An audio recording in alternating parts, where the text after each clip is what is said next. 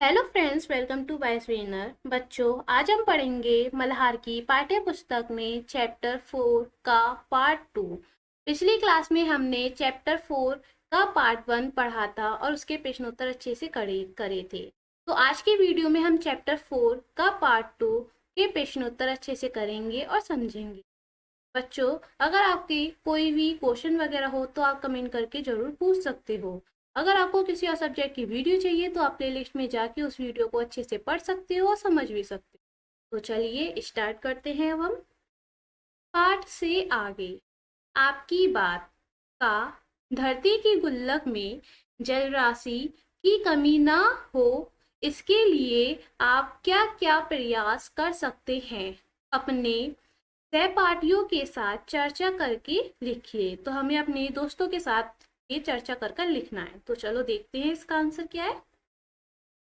उत्तर: धरती की गुल्लक में जल राशि की कमी ना हो, इसके लिए हम निम्नलिखित प्रयास कर सकते हैं। तब बहुत सारे प्रयास कर सकते हैं, जैसे कि फर्स्ट, जल संचयन। वर्षा जल संचयन करके हम जल राशि को बढ़ा सकते हैं। इससे भूजल स्तर में सुधार होगा और जल संकट कम होगा। ठीक है। अब 2, जल बचत। जल का सही तरीके से उपयोग करके हम जल राशि को बचा सकते हैं, जैसे कि नहाते समय शावर के बजाय बाल्टी का उपयोग करना, पानी को बर्बाद ना करना आदि। ठीक है। अब 3, वृक्षारोपण। वृक्षारोपण करने वृक्षारोपण करके हम जल चक्र को बनाए रख सकते हैं और जल राशि को बढ़ा सकते हैं। 4, जल प्रदूषण नियंत्रण। जल प्रदूषण को नियंत्रित करके हम जल राशि को सुरक्षित रख सकते हैं। ठीक है। अब 5, जागरूकता। जल संचयन और जल बचत के बारे में लोगों को जागरूक करके हम जल राशि की कमी को रोक सकते हैं। तो हम अब खा इस पाठ में एक छोटे से खंड में जल चक्र की प्रक्रिया को प्रस्तुत किया गया है।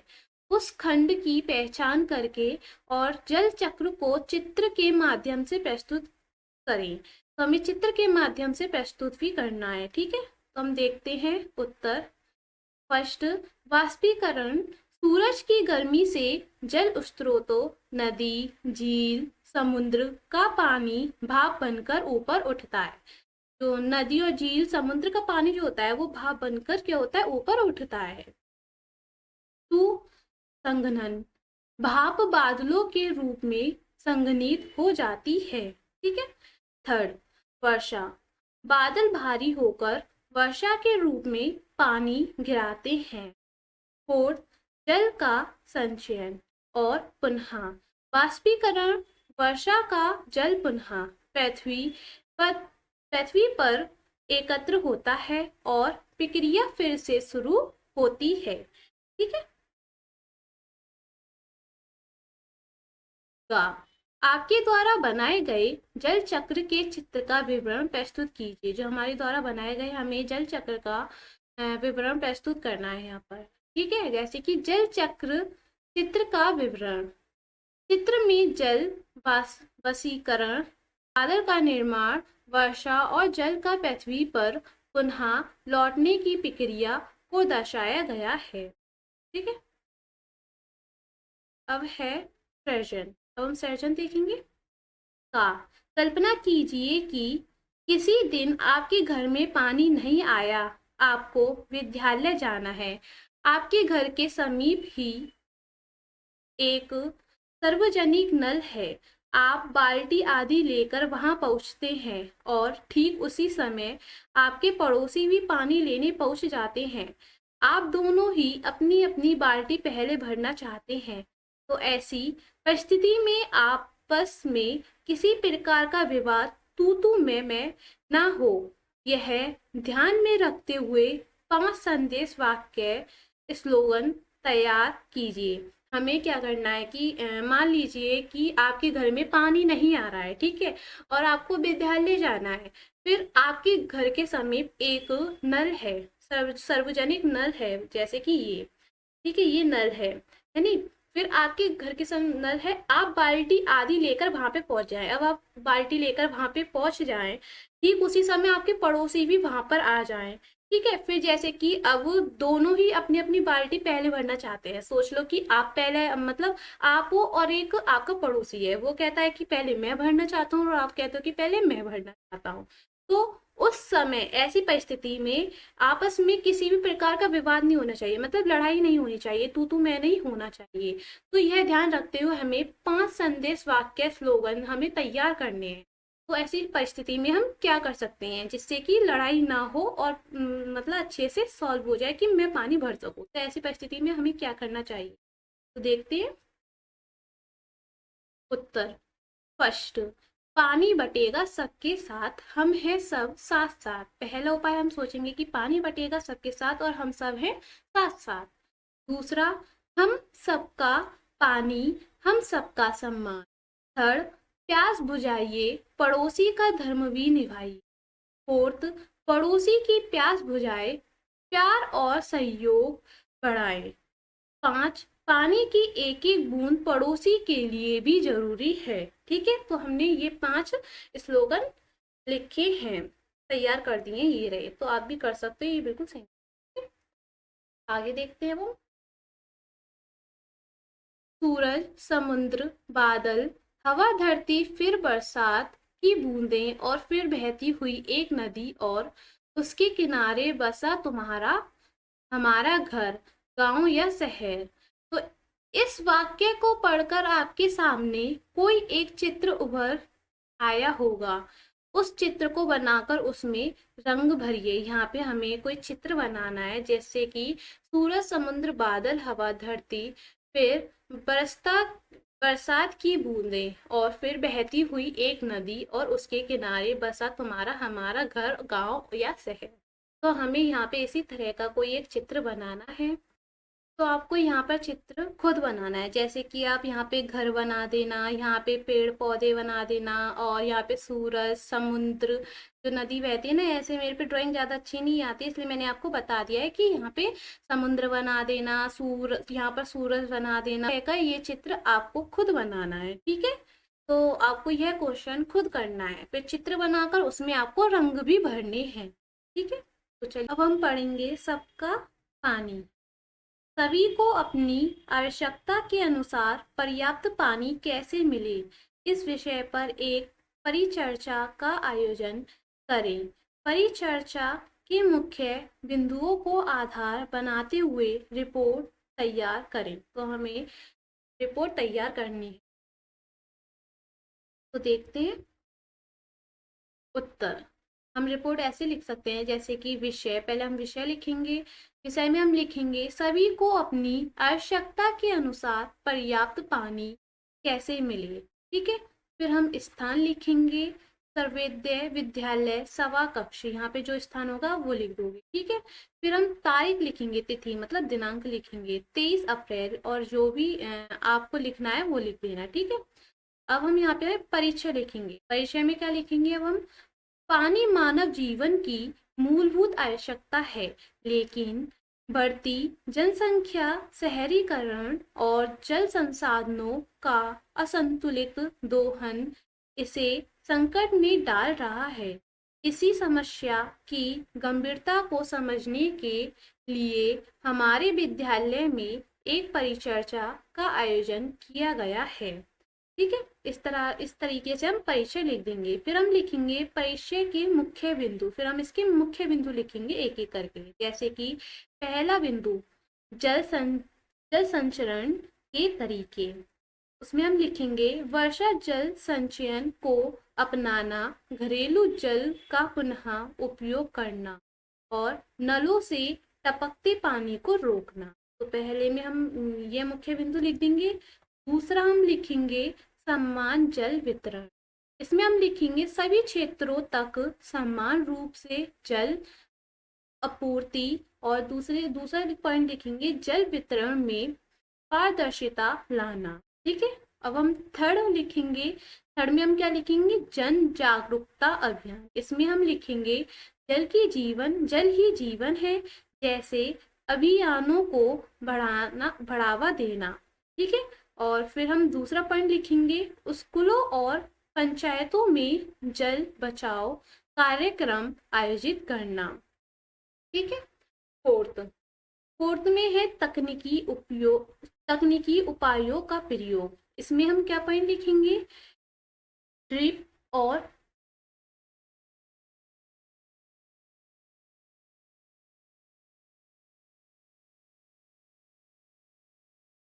की गुणवत्ता और मात्रा की जांच के लिए सेंसर लगाना। तो इसमें दूसरा पॉइंट हम ये लिखेंगे। ठीक है, आगे फिफ्थ फिफ्थ में है सामुदायिक भागीदारी और नीति निर्माण। इसमें हम क्या पॉइंट लिखेंगे? गांव और शहर में जल प्रबंधन समितियां बनाना। और सेकंड पॉइंट लिखेंगे हम, जल संबंधी कानूनों का कड़ाई से पालन करना। ठीक है, ये तो लिख देंगे। फिर हम निष्कर्ष लिखेंगे। इसके बाद निष्कर्ष में हम क्या लिखेंगे? परिचर्चा में सभी छात्रों और अध्यापकों ने यह माना कि यदि हम जल के महत्व को समझें और जागरूक हो तो हर व्यक्ति को उसकी आवश्यकता के अनुसार पर्याप्त जल मिल सकता है। इसके लिए सरकार, समाज और हर नागरिक को मिलकर प्रयास करना होगा। सभी को प्रयास करना होगा। हम निष्कर्ष में हम ये लिखेंगे। ठीक है, फिर हम निष्कर्ष के बाद लिखेंगे सुझाव। सुझाव में हम पॉइंट लिखेंगे, जैसे कि फर्स्ट, प्रत्येक घर में वर्षा जल संचयन अनिवार्य किया जाए। सेकंड पॉइंट लिखेंगे, स्कूल लिख देंगे, ये गलत हो गया। स्कूल पाठ्यक्रम में जल संचरण पर विशेष अध्याय हो। ठीक है, थर्ड पॉइंट में लिखेंगे, हर मोहल्ले में जल संचरण जागरूकता शिविर लगाए जाए। ठीक है,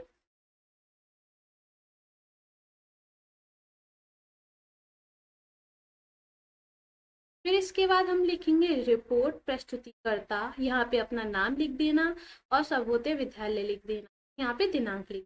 इसी तरह से आपको भी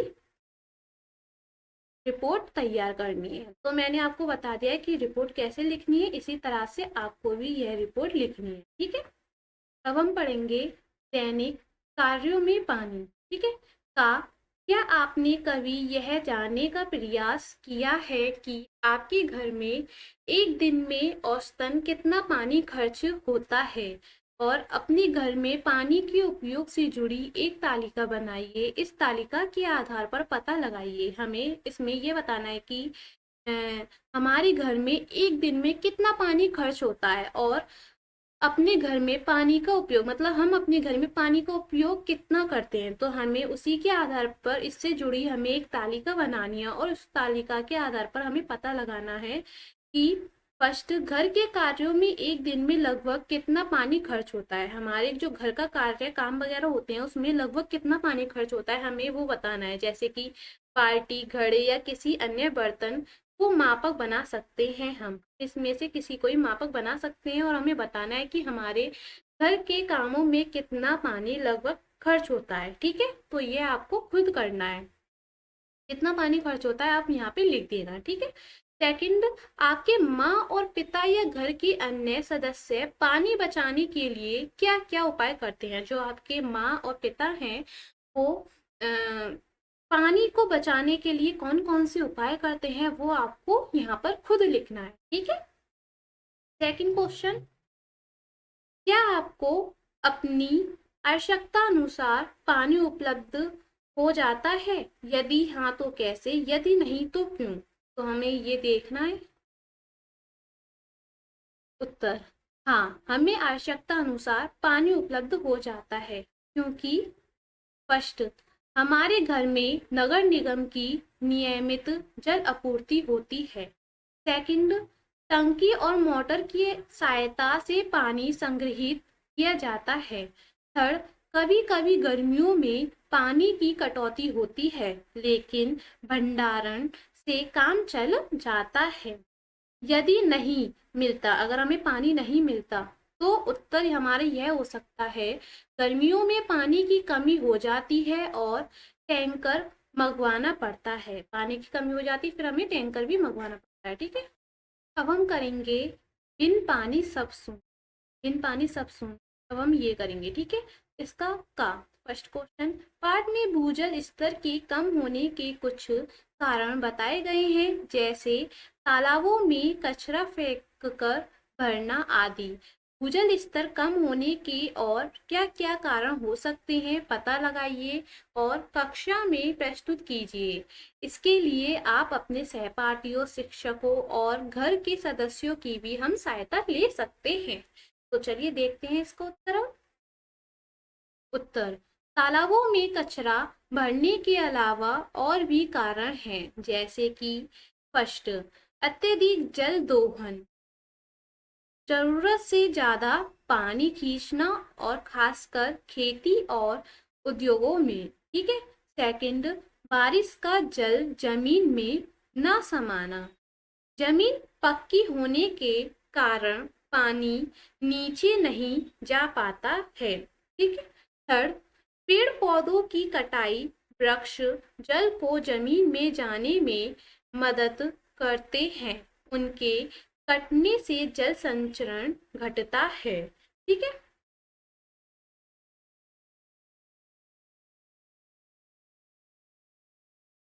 पारंपरिक जल स्रोतों को बंद कर देना। फिफ्थ, जल जनसंख्या वृद्धि, अधिक लोग, अधिक पानी की जरूरत, जिससे भूजल अधिक खींचा जाता है। ठीक है, अब है खा सेकंड क्वेश्चन, भूजल स्तर की कमी से हमें आजकल किन कठिनाइयों का सामना करना पड़ता है, हमें वो बताना है। ठीक है, जैसे कि उत्तर, भूजल स्तर की कमी होने से होने वाली हमें बहुत सारी कठिनाइयों का सामना करना पड़ता है, जैसे कि हमने यहाँ पे लिख दिया है। फर्स्ट, पानी की कमी, हमें पानी की कमियों का सामना करना पड़ता है, जैसे कि पीने, नहाने और खाना पकाने के लिए पर्याप्त पानी हमें नहीं मिल पाता है। ठीक है, सेकंड, खेती पर असर, भूजल स्तर की कमी होने के कारण खेती पर असर आ जाता है, जैसे कि सिंचाई के लिए पानी ना मिलने से फसलें खराब हो जाती है। अगर पानी नहीं मिलेगा तो उससे क्या हो जाएगा, फसलें खराब हो जाएंगी। थर्ड, हैंडपंप और बोरवेल सूख जाते हैं, जैसे कि जिससे ग्रामीण क्षेत्रों में खास परेशानियां होती हैं। फोर्थ, महंगे पानी के साधन, टैंकर और बोतल का पानी जो है वो खरीदना पड़ता है हमें। ठीक है, फिफ्थ, पानी को लेकर झगड़े, एक ही स्रोत से कई लोगों को पानी चाहिए होता है, तो इससे पानी की कमी के होने कारण लोगों में लड़ाई झगड़े हो जाते हैं। ठीक है,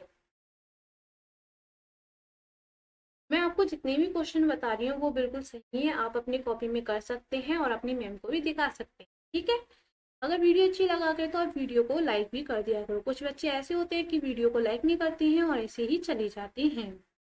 थर्ड क्वेश्चन देखेंगे हम, आपके विद्यालय, गांव या शहर के स्थानीय प्रशासन द्वारा भूजल स्तर बढ़ाने के लिए क्या क्या प्रयास किए जा रहे हैं, हमें यहाँ पे पता लगाकर लिखने हैं।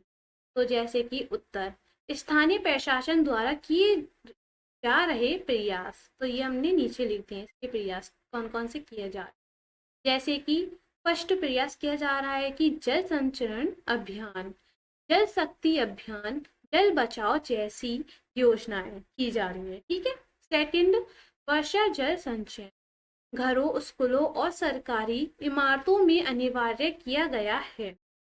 थर्ड, कौन सा प्रयास किया जा रहा है, तालाबों और झीलों का पुनर्जीवन, जैसे पुराने जल स्रोतों को साफ कर फिर से उपयोग में लाना, पुराने जो जल स्रोत हैं उनको साफ करके फिर से उपयोग में लाते हैं। फोर्थ, जन जागरूकता अभियान किया जा रहा है, में क्या है, लोगों को पानी बचाने के लिए जागरूक करना, को जागरूक किया जा रहा है कि पानी बचाओ। फिफ्थ है पेड़ लगाओ अभियान, जल संचयन में सहायक, उनको प्रयास किया, मतलब प्रेरित किया जा रहा है कि पेड़ लगाओ। ठीक है, अब हम करेंगे यह भी जाने। वर्षा जल संग्रहण, वर्षा के जल को एकत्र करना और का भंडार करके बाद में प्रयोग करना जल की उपलब्धता में वृद्धि करने का एक उपाय है। इस उपाय द्वारा वर्षा का जल एकत्र करने को वर्षा जल संग्रहण कहते हैं। वर्षा जल संग्रहण का मूल उद्देश्य यही है कि जल जहाँ गिरे वहीं एकत्र कीजिए। वर्षा जल संग्रहण की एक तकनीक इस प्रकार है। ठीक है, अब हम देखते हैं छत के ऊपर वर्षा जल संग्रहण। इस प्रणाली में भवनों की छत पर एकत्रित वर्षा जल को पाइप द्वारा भंडार टंकी में पहुंचाया जाता है। इस जल में छत पर उपस्थित मिट्टी के कण मिल जाते हैं, अतः इसका उपयोग करने से पहले इसे स्वच्छ करना आवश्यक होता है। अपने घर या विद्यालय के आसपास मोहल्ले या गांव में पता लगाइए कि वर्षा जल संग्रहण की कोई विधि अपनाई जा रही है या नहीं। यदि हाँ, तो कौन सी विधि है उसके विषय में लिखिए। यदि नहीं, तो अपने शिक्षक या परिजनों की सहायता से इस विषय में समाचार पत्र के संपादक को एक पत्र लिखिए। यदि यह विधि अपनाई जा रही है तो हमें उसके विषय में लिखना है। यदि यह विधि नहीं अपनाई जा रही है तो हमें अपने शिक्षक या परिजनों की सहायता लेकर इस विषय पर हमें समाचार पत्र के संपादक को एक पत्र हमें लिखना है। ठीक है, तो अब हम पहले देखेंगे कि यदि आपके क्षेत्र में वर्षा जल संग्रहण हो रहा है, मतलब यह विधि अपनाई जा रही है, तो हम क्या लिखेंगे उसमें। मेरे विद्यालय के पास एक भवन में वर्षा जल संग्रहण की व्यवस्था की गई है। वह छत पर गिरने वाले वर्षा जल को पाइप के द्वारा एक भूमिगत टंकी में एकत्र किया जाता है। इस टंकी में एक छन्नी लगी होती है जिससे पानी छानकर जमा होता है। इस एकत्रित जल का उपयोग पौधों की सिंचाई और सफाई के कार्यों में किया जाता है। इससे वर्षा जल का अच्छा उपयोग हो रहा है और जल की बचत नहीं होती है। ठीक है, अगर नहीं की जाए तो हम क्या करेंगे। यदि आपके क्षेत्र में वर्षा जल संग्रहण नहीं हो रहा है तो हम यह करेंगे, पहले हम लिखेंगे उत्तर, फिर हम लिखेंगे सेवा में। हम समाचार पत्र ही लिखना है ना हमें, तो हम ऐसे लिखेंगे सेवा में संपादक दैनिक भास्कर दिल्ली। विषय लिखेंगे, फिर हम विषय में हम क्या लिखेंगे, वर्षा जल संचयन पर ध्यान आकर्षित करने के संबंध में। फिर हम लिखेंगे महोदय या महोदया। हम लिखेंगे सविनय निवेदन है कि हमारे क्षेत्र चंदन बिहार में वर्षा जल संचयन की कोई विधि अपनाई नहीं जा रही है। वर्षा का पानी पूरी तरह से बहकर नालों में चला जाता है, जिससे जल संकट का सामना करना पड़ता है। हम जानते हैं कि वर्षा जल संचयन हमारे जल संसाधनों को बचाने का एक प्रभावी तरीका है। आपसे अनुरोध है कि आप हमारे क्षेत्र में वर्षा जल संचयन के महत्व को उजागर करते हुए इस विषय पर लोगों को जागरूक करें। यदि प्रशासन की ओर से इस दिशा में कोई कदम नहीं उठाए गए हैं तो कृपया इस पर ध्यान दें और हमारे क्षेत्र में जल संचयन की विधियां अपनाने के लिए पहल करें। ठीक है, हम मानते हैं कि यदि इस दिशा में कार्य किया जाता है तो आने वाले समय में जल की समस्या से निजात मिल सकती है और पर्यावरण को भी लाभ होगा।